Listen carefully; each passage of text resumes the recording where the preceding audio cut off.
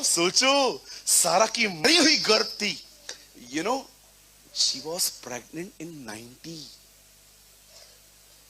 90 years की थी वो।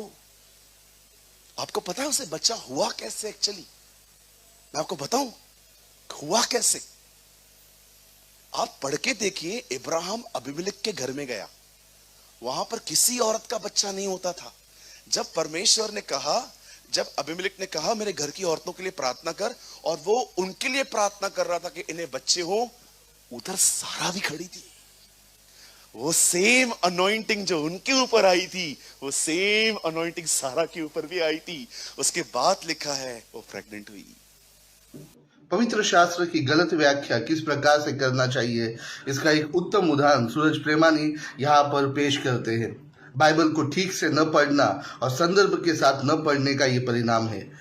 वे कहते हैं कि अब्राहम ने जब अबीमेलेक, उसकी पत्नी और उसके दासियों के लिए प्रार्थना की, तब साराई भी वहां पर खड़ी थी, इसीलिए उसकी कोख खुली और वह पुत्र को जन्म पाई। लेकिन जब हम बाइबल पढ़ते हैं, चित्र हमें कुछ अलग ही दिखाई देता है। पवित्र शास्त्र जब हम पढ़ते हैं, हमें पता चलता है कि जब अब्राहम को परमेश्वर ने बुलाहट दी, तभी उसे ये अभिवचन दिया गया कि सारा के द्वारा उसे एक पुत्र उत्पन्न होगा, जिसको परमेश्वर जो है एक राष्ट्र के रूप में, विशाल राष्ट्र के रूप में खड़ा करेगा।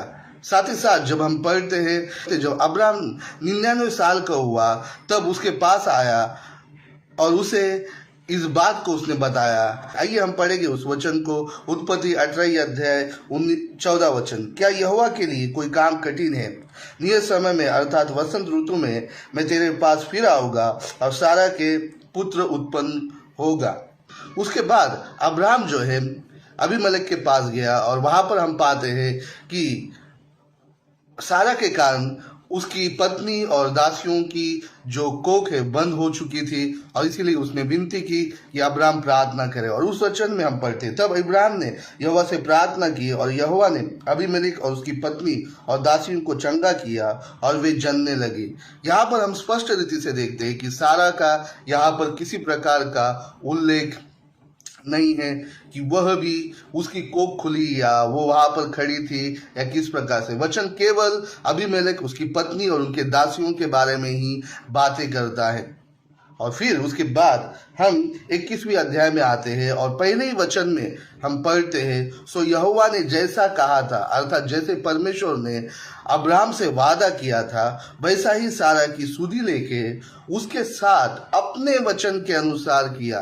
यानी जो परमेश्वर ने जो अब्राहम को वचन दिया था, उसके अनुसार परमेश्वर ने सारा को पुत्र संतान दी। दूसरे और तीसरे वचन में हम पढ़ते हैं, सारा को इब्राहिम से गर्भवती होकर उसके बुढ़ापे में उसी नियुक्त समय पर जो परमेश्वर ने ठहराया था, जो अभी अभी हमने 18वें अध्याय में पढ़ा था, एक पुत्र उत्पन्न हुआ। तो यहाँ पर बहुत स्पष्ट है कि परमेश्वर ने एक समय नियुक्त किया और उसी समय पर सारा को पुत्र संतान उत्पन्न हुई। और इसी बीच में अबीमेलेक की घटना घटी। तो बात स्पष्ट है कि अबीमेलेक की घटना का और सारा के पुत्र उत्पन्न होने का कोई भी संबंध नहीं है। और इसीलिए इस प्रकार से भावनिक होकर वचन की गलत व्याख्या करने वाले प्रचारकों से दूर रहे। परमेश्वर आप सबको आशीष करे।